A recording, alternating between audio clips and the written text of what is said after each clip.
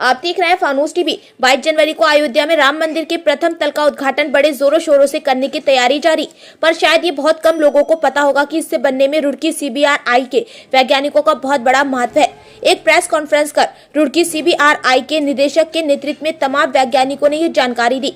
वैज्ञानिकों के अनुसार राम मंदिर में सरियों का इस्तेमाल नहीं किया गया है, बल्कि इसके पत्थरों को जोड़कर इस अनोखे स्ट्रक्चर को बनाया गया है। इस निर्माण के दौरान जहां एक और इसकी नींव में सेंसर लगाए गए हैं, वहीं सैंड स्टोन से भव्य मंदिर का निर्माण किया गया है। वहीं इस निर्माण के दौरान रुड़की सीबीआरआई के अलावा देश की 5 आईआईटी के वैज्ञानिकों से भी सलाह ली गई है।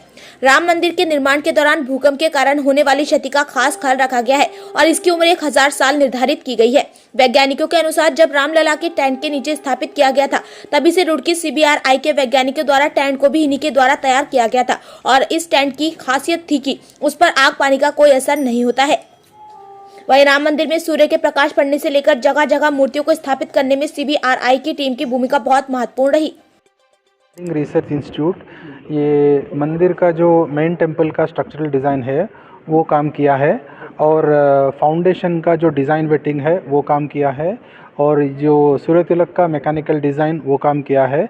अभी जो टेम्पररी स्ट्रक्चर में जो अभी जो मंदिर है उसका जो तिरपाल है वो भी सीबीआरआई ने किया है और इसका स्ट्रक्चरल हेल्थ मॉनिटरिंग भी सेंट्रल बिल्डिंग रिसर्च इंस्टीट्यूट जो सीएसआईआर का भाग है वो किया है। तो करीब 10 से 12 वैज्ञानिक इसमें काम किए हैं। इसके अंदर सर कितनी आईआईटी 5 आईआईटीज इसमें सहयोग दिया है, वो एक्सपर्ट कमेटी के रूप में है और सीएसआईआर का ही एक नेशनल जियोफिजिकल रिसर्च इंस्टीट्यूट करके NGRI, तो वो भी इसमें भाग लिया है। कितना समय लगा सर इसमें? ये करीब 2020 से अब तक 3 साल लगा है। जैसा जो टेम्परेरी स्ट्रक्चर है वो तो 94 से सीबीआरआई का योगदान है उसमें, तो करीब 3 डिकेड्स का एसोसिएशन है ये अयोध्या राम मंदिर से सीबीआरआई का। तो लगभग कितना इसमें खर्चा आया होगा? खर्चा तो हमें वो उसका अंदाज़ा नहीं है। हाँ, सैंडस्टोन यूज़ किया है ऐसे, जैसे डायरेक्टर सर ने अभी कहा कि इसमें 10 से 12 लोगों का टीम है।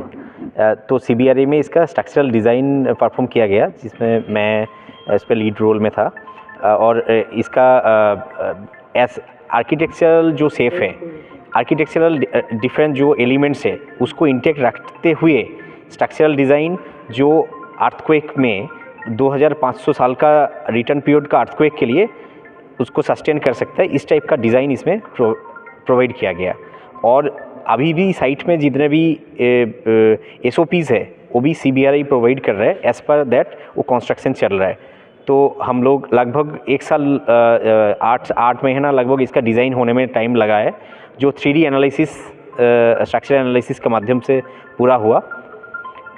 तो different analysis like micro analysis, macro analysis, macro element analysis, ये सब चीज़ें हमने इसमें परफॉर्म किए और अभी वो अर्थक्वेक सेफ स्ट्रक्चर का रूप में अभी हम नेशन को डिलीवर किया। बिना सरिया के बनाया? हाँ, इसमें कोई सरिया का इस्तेमाल नहीं हुआ है, तो इसमें ड्राई जॉइंटेड मशीनरी है। एक स्टोन का ऊपर एक स्टोन बैठा हुआ है, पूरा स्ट्रक्चर बंसी पावरफुल स्टोन से बने हुए और उसका बीच में सिर्फ अलाइनमेंट पर्पज़ के लिए कॉपर पिन्स है, जो आपका सिर्फ उसका रोल है अलाइनमेंट पर्पस। बताया गया सेंसर भी लगाए गए? हाँ, इसमें स्ट्रक्चर हेल्थ मॉनिटरिंग का भी सेंसर है। स्ट्रक्चर में डिफरेंट एक्सीलरोमीटर्स है, जियोटेक में डॉक्टर मनोजीत आपको बताएंगे और क्या क्या सेंसर्स है। बेसिकली ड्यूरिंग अर्थक्वेक या स्टैटिक लोड में कोई स्ट्रक्चर कैसे बिहेव कर रहा है या उसका क्या हो सकता है इन फ्यूचर, वो सब चीज़ों को मॉनिटर कर, जैसे ह्यूमन का हमारा देह का मॉनिटर करना पड़ता है, ऐसे स्ट्रक्चर को भी हम कॉन्टीन्यूअस रियल टाइम मॉनिटर कर रहे हैं। कितनी लाइफ सर इसकी? इसका डिज़ाइन लाइफ है 1000 ईयर्स, उसका बाद भी ये परफॉर्म करते रहेगा। ठीक।